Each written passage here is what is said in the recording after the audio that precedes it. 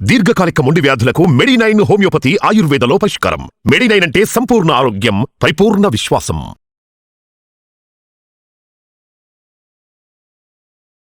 Welcome to our channel.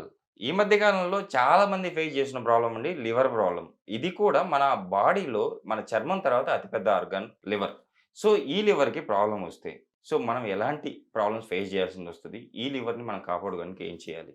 ఈ విషయాలను తెలియజేయడానికి మనతో పాటు ఉన్నారు MD general medicine doctor Rajesh Ukkala గారు. సార్ ద్వారానే ఈ విషయాలను తెలుసుకుందాం. నమస్తే సార్. నమస్కారం. సార్, నియర్లీ మన ఇండియాలో సార్ 48% పీపుల్స్‌కి లివర్ ప్రాబ్లమ్ ఉంది. సో ఇంతమందికి లివర్ ఈ మధ్య రీసెంట్‌గా గణాంకాల ప్రకారం ఇంతమందికి ఎందుకు ఎఫెక్ట్ అయిందంటారు? సో వాస్తవానికి మీరు చెప్పిన టాపిక్ చాలా చాలా హైలైటెడ్ టాపిక్ అది. ఈ మధ్య కాలంలో చాలా మందికి ప్రజలకి అర్థం కాని సమస్య అనొచ్చు, కానీ చాలా సీరియస్ సమస్య అనొచ్చు. సో వాస్తవానికి నేను చెప్పాలంటే చాలా సింపుల్. అసలు ఫస్ట్ ఆఫ్ ఆల్ ఉబకాయం అనేది పెరుగుతూ వస్తుంది. ఉబకాయానికి మూల కారణం excess amount of eating, less amount of activity.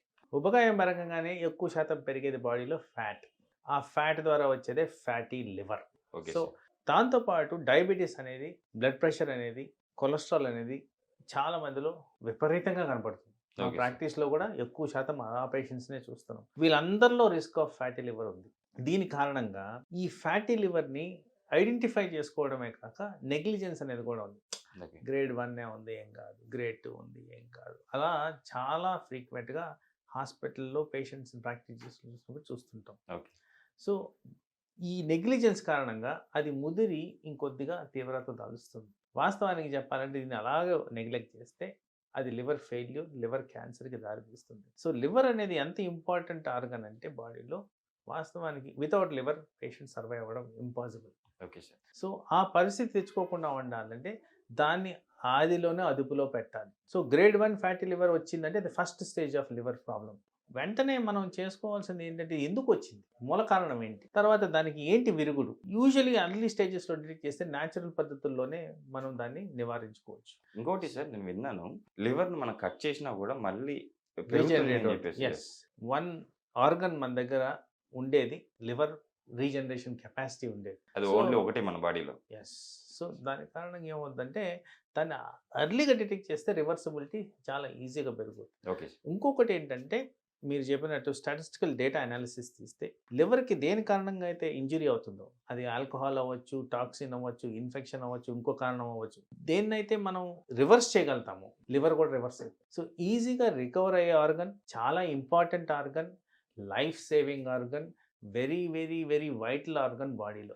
Okay. అలాంటి ఆర్గన్ని ఎప్పుడు నెగ్లెక్ట్ చేయడం మంచిది కాదు. So the minute liver effect అవుతుంది అనగానే అలర్ట్నెస్ కావాలి. సార్, ఈ లివర్ మనకు చెడిపోతుంది అన్నప్పుడు మనకు ఎలాంటి సిమ్టమ్స్ కనిపిస్తాయి బయటికి? సాధారణంగా అందరికీ తెలిసిన విషయాలే అండి.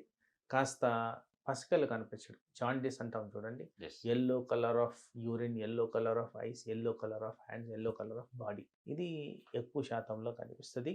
పర్సన్కి ఈజీగా తెలుస్తుంటుంది.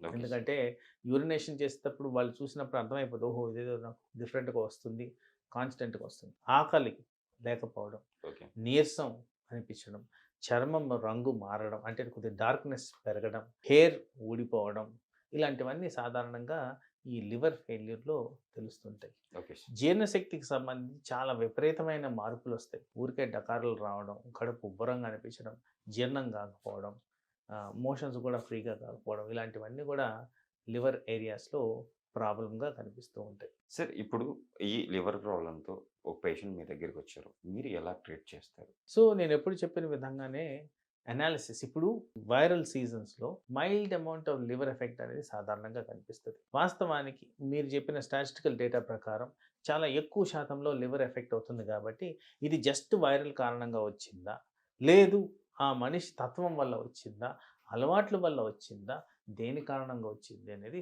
ఫస్ట్ ఐడెంటిఫై చేసుకోవడం ఇంపార్టెంట్. సాధారణంగా ఎక్కువ శాతం వైరల్ కారణంగా వస్తుంది, లేదు మనం వాడిన మందుల కారణంగా వస్తుంది. అంటే వాటిని ఎలా ట్యాకిల్ చేయాలంటే అది ఇంకో విధంగా ట్యాకిల్ చేయాలి. సపోజ్ అలవాట్ల ప్రకారం వచ్చింది, అలవాట్లు తగ్గించుకోవడం ఇంపార్టెంట్. లేదు ఇంకో ఇన్ఫెక్షన్, హెపటైటిస్ ఇన్ఫెక్షన్ కారణంగా వచ్చింది, వాటికి ఏమి చేయాలో అనేది. సో వివిధ రకాలుగా వచ్చే లివర్ ప్రెజెంటేషన్స్కి వివిధ రకాల ట్రీట్మెంట్స్ అనేది మేము గమనిస్తూ ఉంటాం. ఎక్కువ శాతం పేషెంట్స్లో ఉబకాయం వల్లే వస్తుందని ఈ మధ్య కాలంలో ఎక్కువ గమనిస్తున్నాం. దానికి సంబంధించి కొలెస్ట్రాల్ కంట్రోల్ చేయడం, డయాబెటిస్ కంట్రోల్ చేయడం, హై లిపిడ్స్ కంట్రోల్ చేయడం, బ్లడ్ ప్రెషర్ కంట్రోల్ చేయడం, అలాగే ఇంకేదన్నా కారణంగా వస్తుందా అనేది చూసుకొని కూడా ఇప్పుడుగా ఆధునికమైన మెడిసిన్స్ ద్వారా ఈజీగా ఈ లివర్ ఎర్లీ డిటెక్షన్‌లో ట్రీట్మెంట్స్ ఈజీగా సాగుతున్నాయి. సార్ ఫుడ్ విషయానికొస్తే ఈ లివర్ ప్రాబ్లమ్ ఉన్నవాళ్ళు ఎలాంటి కూరగాయలు గానీ, ఎలాంటి ఆహార పద్ధతులు గానీ పాటిస్తే మంచిదంటారు? ఫస్టు జీర్ణాశయానికి సంబంధించి దేని గురించి అయినా గానీ, అంటే స్టమక్ కానీ, లివర్ కానీ, ప్యాంక్రియాస్ గానీ, ఇంటెస్టైన్ కానీ వీటిలన్నిటికి సంబంధించి మనం మాట్లాడుకుంటే నా ఉద్దేశంలో క్రమశిక్షణ అనేది ఇంపార్టెంట్. Okay sir. ఏ అవయవం అయినా కానీ క్రమశిక్షణ ఇంపార్టెంట్. ప్రాపర్‌గా నిద్రపోయామా, ప్రాపర్‌గా ఆహారం తీసుకున్నామా, అంటే టైంకి తీసుకున్నామా, ప్రాపర్ పద్ధతుల్లో తిన్నామా, తినాల్సిన విధంగా తిన్నామా, కంటెంట్ కరెక్ట్‌గా ఉందా లేదా, ఓకే. అప్పుడే మిగతావన్నీ కూడా మనకి కన్సిడరేషన్‌లోకి వస్తాయి. సో, ఆహారానికి సంబంధించి లివర్‌కి గురించి మాట్లాడినప్పుడు జీర్ణాశయం వీక్‌నెస్ ఎక్కువగా ఉంటది కాబట్టి ఈ fatty, spicy, oily, fried items అనేది అవాయిడ్ చేయడం బెటర్. ఈజీగా జీర్ణం అయ్యేది లైక్ మజ్జిగన్నం, రసమన్నం, చారన్నం, కిచిడి, ఉప్మా, ఇడ్లీ ఇలాంటివి ఈజీగా జీర్ణమయ్యేవి మనం కన్సిడర్ చేసి తినాల్సిన అవసరం ఉంటది. ఓకే. ఎందుకంటే లివర్‌లో షుగర్ అనేది తయారవుద్ది. బాడీకి కావాల్సిన ఎక్కడైతే ఎనర్జీ సోర్స్ ఉందో, ఎప్పుడైతే లివర్ ఎఫెక్ట్ అవుతుందో షుగర్ ఈజీగా తయారు కాదు కాబట్టి దానికి రెస్ట్ ఇచ్చే విధంగా మన ఆహార పదార్థాలు ఉండాలి. ఆ ఓకే. విధంగా చేసుకుంటే మనకి లివర్ మీద ఎక్కువ ఒత్తిడి కాకుండా త్వరగా లివర్ అనేది రికవర్ అవుతది. దాంతో పాటు ప్రాపర్‌గా వాటర్ తీసుకోవడం కూడా ఇంపార్టెంట్. ఓకే. ఏ బా ఏ ఏ అవయానికైనా బాడీలో సర్క్యులేషన్ అనేది important. Blood supply important. Water ప్రాపర్‌గా తీసుకుంటేనే ఈ బ్లడ్ సప్లై సమంగా జరుగుతుంది. సార్ కొన్ని సందర్భాల్లో స్కిన్ డిసీజ్‌లొచ్చినప్పుడు స్టెరాయిడ్స్ ఇస్తారు. ఈ స్టెరాయిడ్స్ మనం దీనిపైన ఏది మన లివర్ పైన ఎఫెక్ట్ చూపిస్తుంది అని చెప్పేసి నేను విన్నాను. ఇది ఎంతవరకు మనం తీసుకోవచ్చంటారు? అంటే ఇప్పుడు మోడర్నైజేషన్ ఆఫ్ మెడిసిన్స్‌లో స్టెరాయిడ్స్ అనేవి న్యూయర్ జనరేషన్ స్టెరాయిడ్స్ వచ్చేస్తున్నాయండి. Okay sir. అయితే short course of steroid like 10 days below వాడిన దానికి మనకి జనరల్‌గా సైడ్ ఎఫెక్ట్స్ అనేవి ఉండవు. High dose steroid, long dose steroid, అనవసరమైన usage of steroid without monitoring జరిగినప్పుడే ఈ సైడ్ ఎఫెక్ట్స్ అనేవి జరుగుతుంటాయి. ఒక్క లివర్‌కనే కాదు, ఈ స్టెరాయిడ్ వల్ల బాడీ మీద చాలా మార్పులు అనేవి వస్తాయి. ఫర్ ఎగ్జాంపుల్ లివర్ డిసీజ్‌కి, బ్లడ్ ప్రెషర్‌కి కనెక్షన్ ఉందని చెప్పాను. ఈ స్టెరాయిడ్స్ వలన బ్లడ్ ప్రెషర్ పెరుగుద్ది. సో, ఆ విధంగా చూసుకుంటే ఈ స్టెరాయిడ్ రోల్ ఇండైరెక్ట్‌గా లివర్‌ని ఎఫెక్ట్ చేసేదానికి ఆస్కారం ఉంది. ఓకే. స్టెరాయిడ్స్ మూలన ఉబకాయం పెరుగుద్ది. ఓకే. ఉబకాయం వల్ల కొలెస్ట్రాల్ పెరుగుద్దని చెప్తున్నాను. మరి యెస్. కొలెస్ట్రాల్ పెరిగినప్పుడు ఫ్యాటీ లివర్ వచ్చేదానికి ఆస్కారం ఉంది. యెస్. సో, స్టెరాయిడ్స్ వల్ల జీర్ణశక్తి అనేది లోపిస్తుంది. ఎందుకంటే అక్కడ అల్సర్‌లు వస్తాయి. ఓకే. దాని కారణంగా లివర్ మీద ఒత్తిడి పడతది.